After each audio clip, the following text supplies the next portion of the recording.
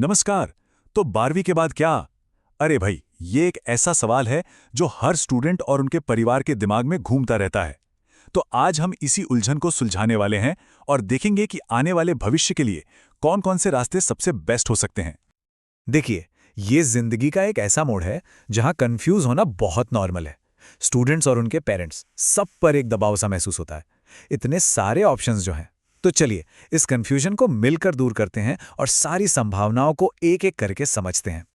तो चलिए शुरुआत करते हैं सबसे पॉपुलर स्ट्रीम से, साइंस।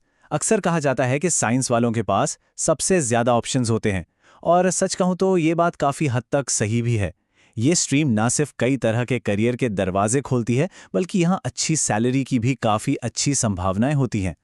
साइंस स्ट्रीम में अगर हम मोटा मोटा देखें तो ये 4 मेन रास्ते दिखाई देते हैं।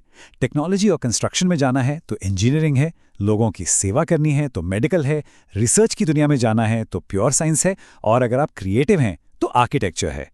तो सबसे पहले इंजीनियरिंग को ही समझते हैं। पैसों की बात करें तो देखिए, एक इंजीनियरिंग डिग्री आपको एक जबरदस्त शुरुआत दे सकती है। खासकर कंप्यूटर साइंस, एआई और रोबोटिक्स जैसी जो नई ब्रांचेस हैं, उनमें तो क्या ही कहने। आमतौर पर शुरू में ही 3 से 12 लाख सालाना का पैकेज मिल जाता है, जो इसे एक बहुत ही अट्रैक्टिव ऑप्शन बनाता है। अच्छा, अब मेडिकल और हेल्थ केयर का मतलब सिर्फ डॉक्टर बनना नहीं होता। हाँ, एमबीबीएस तो है ही, पर उसके अलावा आप बीडीएस करके डेंटल सर्जन बन सकते हैं, बी फार्मा करके फार्मासिस्ट बन सकते हैं, या फिर नर्सिंग और फिजियोथेरेपी जैसे प्रोफेशन में जाकर भी एक बहुत अच्छा और स्थिर करियर बना सकते हैं। चलिए, अब साइंस से थोड़ा आगे बढ़ते हैं और बात करते हैं कॉमर्स और आर्ट्स की। अगर आपका इंटरेस्ट बिजनेस, फाइनेंस या फिर क्रिएटिव चीज़ों में है, तो यकीन मानिए ये स्ट्रीम्स आपके लिए बेहतरीन मौक़ों से भरी हुई हैं। कॉमर्स की दुनिया में भी कई पावरफुल रोल्स हैं। जैसे आप सीए बनकर फाइनेंस और ऑडिटिंग के एक्सपर्ट बन सकते हैं, या फिर बीकॉम या बीबीए करके बिजनेस और मैनेजमेंट की दुनिया में जा सकते हैं।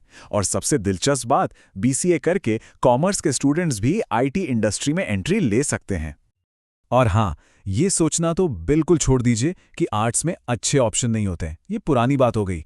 आज साइकोलॉजी से लेकर लॉ तक और फैशन डिजाइनिंग से लेकर जर्नलिज्म तक आर्ट्स के स्टूडेंट्स के लिए भी बहुत ही पावरफुल और अलग-अलग तरह के करियर ऑप्शन मौजूद हैं।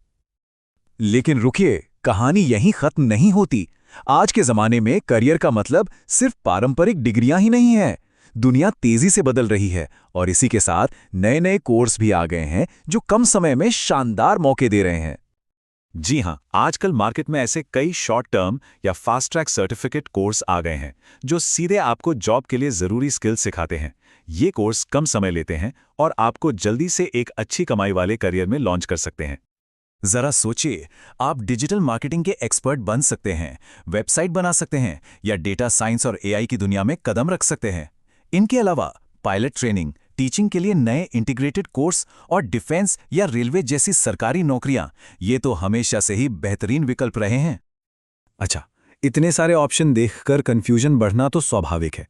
तो अब आते हैं सबसे जरूरी सवाल पर कि भाई अपने लिए सही रास्ता चुने कैसे। चलिए, इसे समझने के लिए एक बहुत ही आसान सा फ्रेमवर्क देखते हैं। इस पूरी प्रोसेस को आप 4 आसान स्टेप्स में सोच सकते हैं। सबसे पहले खुद से पूछिए कि मुझे मजा किस काम में आता है, मेरे स्किल्स क्या हैं। फिर थोड़ी रिसर्च करिए कि बाजार में उस चीज की डिमांड है भी या नहीं, और अगर फिर भी श्योर ना हो तो क्यों ना एक छोटा सा स्किल कोर्स करके उसे ट्राई कर लिया जाए। इस पूरी बातचीत का जो सबसे बड़ा सबक है वो यही है, कोई भी कोर्स या रास्ता तभी चुनें जब आपका इंटरेस्ट और उसका लॉन्ग टर्म स्कोप दोनों मैच करें। जब आपका पैशन और प्रैक्टिकलिटी एक साथ मिल जाते हैं ना, तो सफलता मिलना तय है। तो जैसा कि हमने देखा, मौकों की कोई कमी नहीं है। इंजीनियरिंग से लेकर डिजाइन तक और नए टेक्नोलॉजी से लेकर सरकारी सेवा तक हर फील्ड में सक्सेस मिल सकती है। बस जरूरत है एक सही और सोचे समझे फैसले की। और आखिर में बस एक बात याद रखिए, भविष्य कोई बनी बनाई चीज नहीं है जिसे बस ढूंढना है। ये तो एक ऐसा रास्ता है जिसे आपको खुद बनाना पड़ता है। तो सवाल ये है कि आप अपने लिए कैसा भविष्य बनाना चाहेंगे, इस पर जरूर सोचिएगा।